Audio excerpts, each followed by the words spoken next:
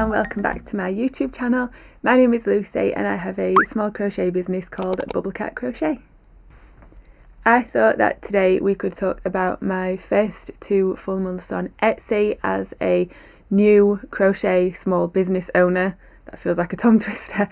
Sort of what I've learned, what I would do differently if I was to do it again, any tips and tricks or anything that might be helpful, and then just little changes that I've made that I've sort of seen a return on since I've implemented these changes, but just the sort of things that I wish I'd have known when I first started as opposed to now when we are 3 months in, and things are thankfully still going pretty well and I'm happy with it.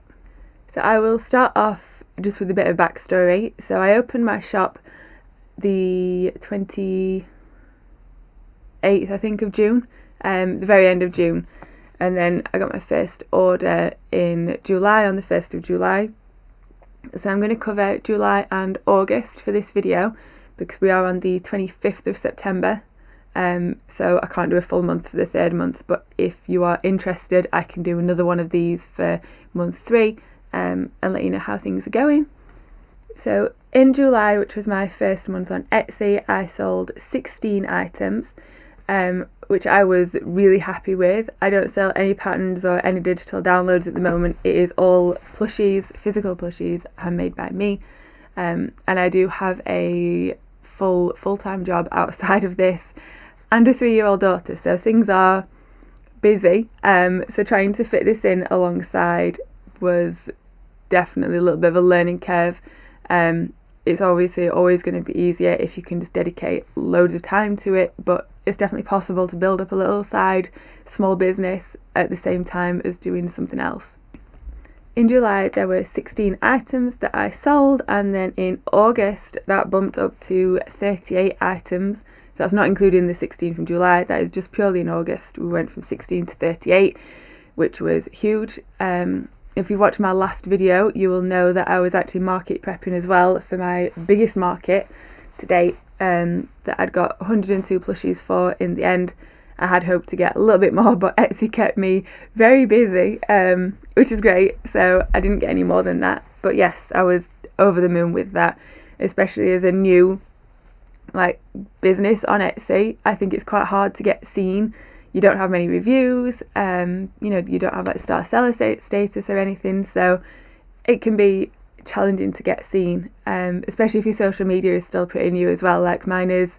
It can be hard to get in front of the right people and get your product seen when there's quite a lot of competition out there. I would say that having a little scout through, my most popular items that I sell are the loaf cats, both regular and XL, the seagulls that I have, and rats, the little plushed rats that I love. They were my bestseller in July. They absolutely flew out. It just went mad.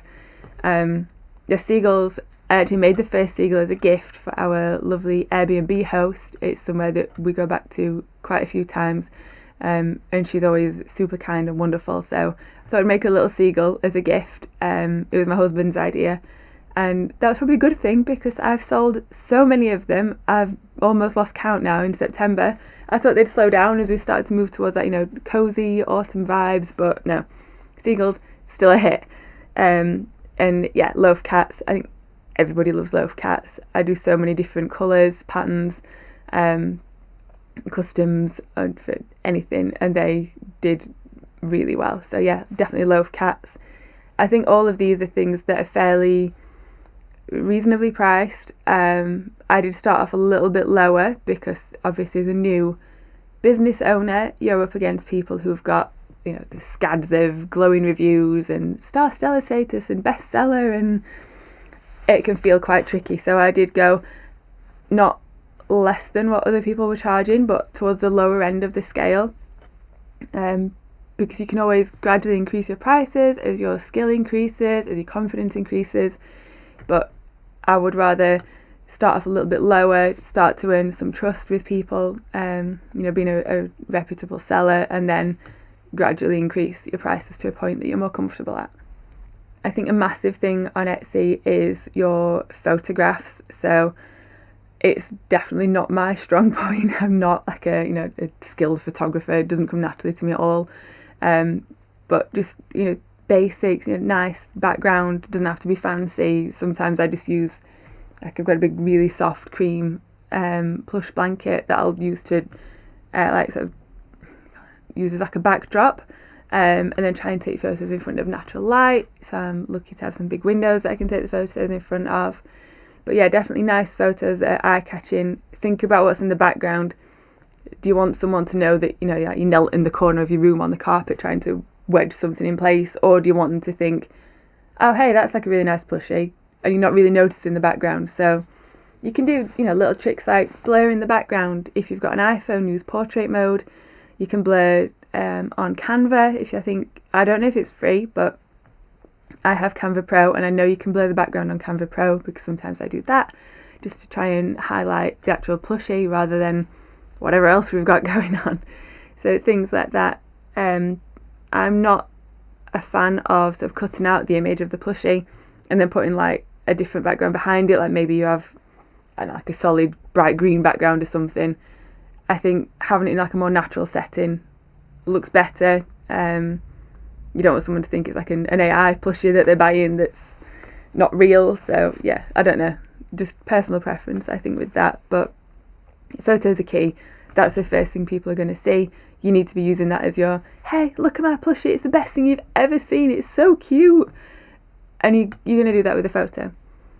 And the other thing that's really key to remember there is that Etsy lets you upload a video.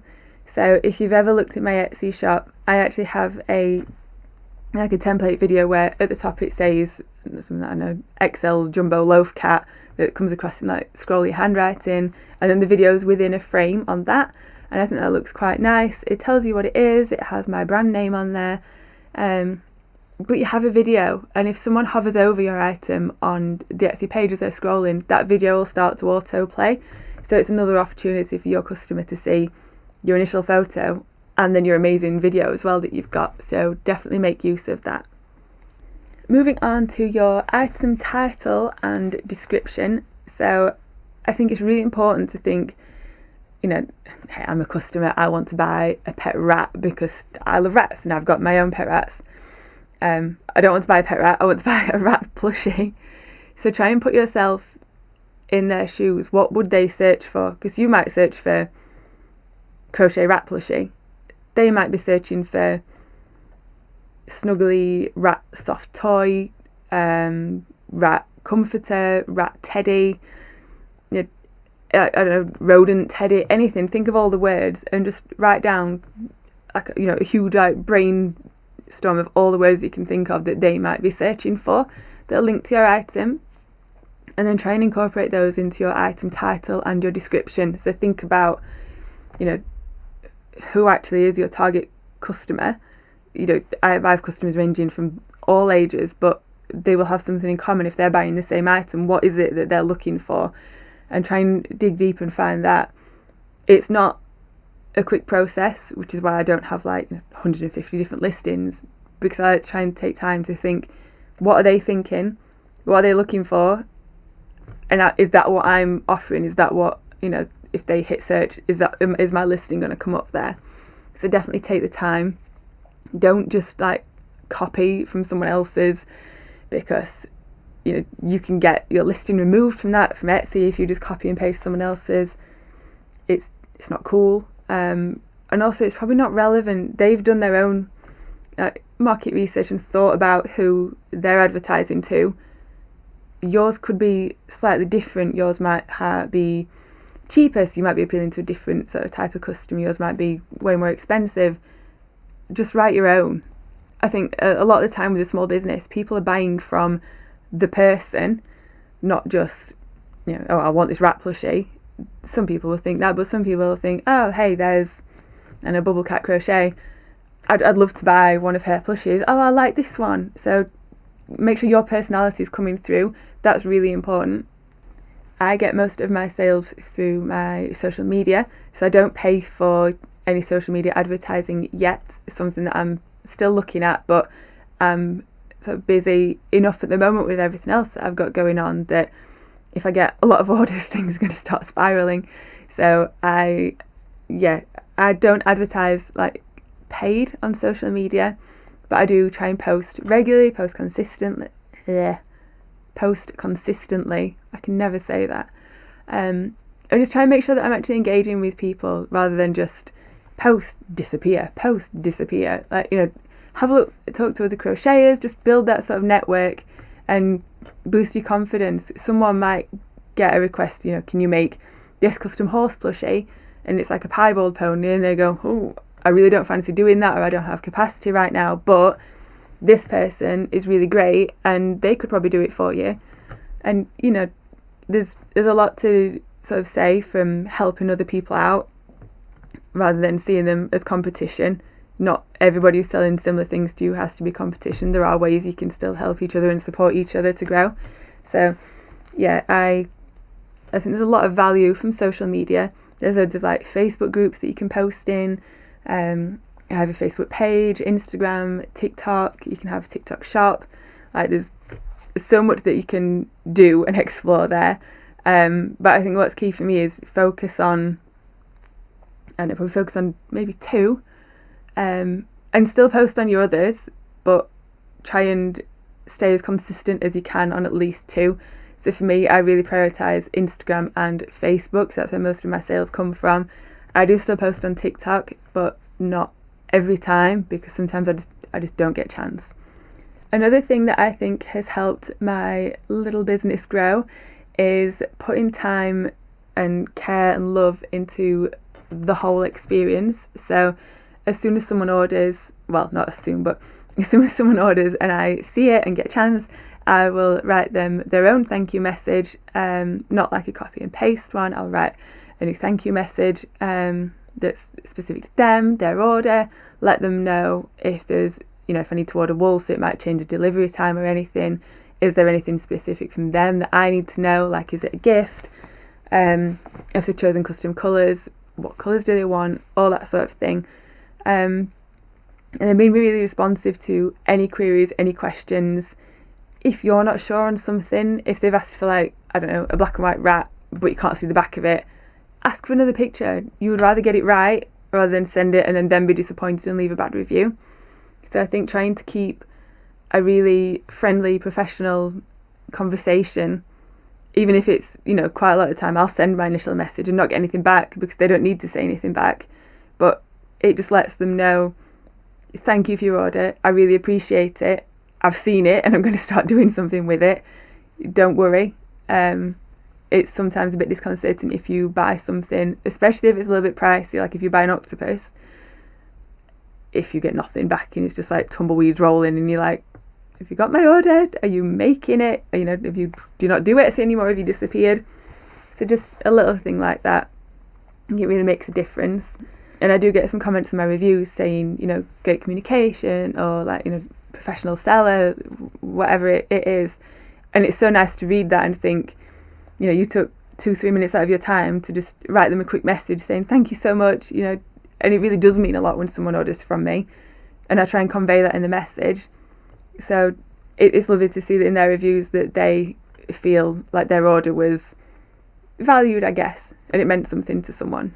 The other thing that I would say is part of your whole order experience is your packaging. So I struggled at the beginning. I was like, I'll just wing it and I'll make my own boxes and stuff. That is so time consuming, so stressful, and very difficult. And it just, sometimes I have to do it. If I've got an awkward shaped plushie or an octopus and, the boxes I've got are not the right size, I might have to do some adjusting or recycle a box or something.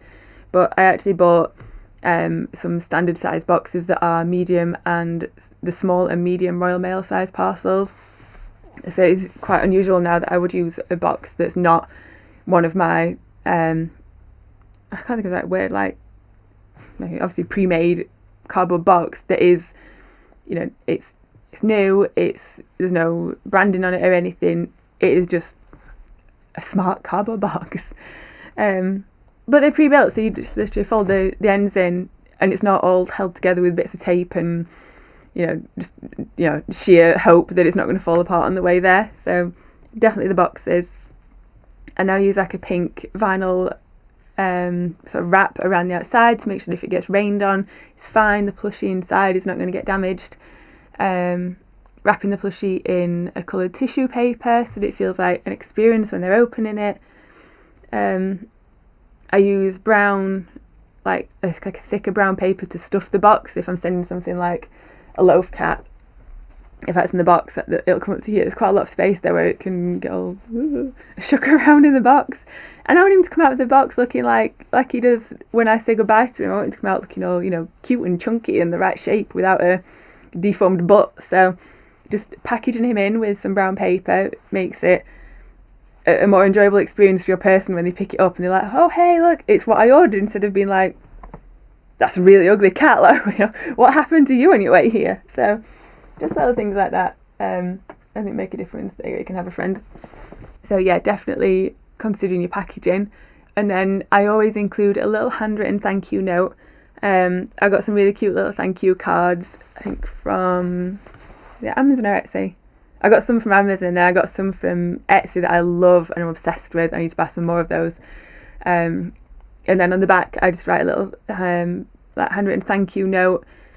Yes, it takes time, but when I get an Etsy order and it's got a little handwritten note in, I think, a real person, like someone else has got that same happy feeling I get when my phone goes cha-ching, you got a new order, and I'm like, oh my gosh, I've got a new order. And every time I do that pretty much. So I just think it's a nice thing to do. And again, I get feedback on it. People like that. You could do things like send them, if you have like a returning customer discount code active on your Etsy, you could write that on there so that they feel valued as a returning customer as well. Little things like that to consider. And yes, on the out of the box, I caved and bought a thermal label print of my postage labels, which was one of the best decisions in my entire life because it means I don't have to cut out labels anymore. You just whack it on, stick, job done. And then I have my own little BubbleCatCrochet stickers that I put on there, along with some little ones that I have like little golden red hearts, or you might get a thank you for supporting my small business, thank you for your order little sticker on there. Whatever floats my boat at the time, I put that on there. And then I think the other thing, probably the last little tip for me, is that if you are doing any face-to-face markets, anything, anywhere where you might sort of meet people or have the opportunity to share, then tell people about it. At my markets, the last two, I actually have like a little sign. I'll see if I've got a picture of it. If I do, I'll put it here. But if I forget, well, I'll try not to forget, but if I do, I'll just sort of tell you what's on it. And it's basically like you can like us and find us here. There's a QR code that takes you to my link tree, which then you can get to my TikTok, Facebook, Instagram, YouTube, and my Etsy store at the top. And then if someone comes to my market booth and I've sold out of black XL loaf cats, true story, then they can scan the QR code, go to my Etsy shop and order one on there. And what I will usually do is, if it's something like that, I might create them a custom listing so they don't have to pay postage on it, or just something like that. I might change it a little bit so that it's a custom listing, and then you can just send that to them directly if they send you a message first. So yeah, just little things like that. I think be proud of it. This is your business. If you don't put the effort into it, I think put yourself into it, then it's not going to grow. You have to want it to grow, and you have to feel a little bit uncomfortable sort of saying, hey, I've got a small business called BubbleCatCrochet and here's my Etsy link, which I hate doing. But people are like, oh cool, great, can I have a card? So if you want to make it happen, then put the effort in, but make sure that your customers are getting that connection with you. You're having that interaction over the messaging service. You're having that interaction through little handwritten notes or things like that. And business cards, I knew I would forget. I use banana print for my business cards because they are super cheap and ridiculously fast. And I have some that I print out that I don't have any at the moment, that have like BubbleCatCrochet on one side and my pretty design, and then the other side it has like washing instructions, UKCA tested, all that sort of information on and then I have some other ones now that have BubbleCatCrochet on one side, and then on the other side it has like my link tree, my Etsy, my Instagram handle, all of that on the back so that people can find me nice and easy, and you can just hand those out. And I also include those in my parcels. I think that's it for this video. I think it's a little bit longer than I anticipated.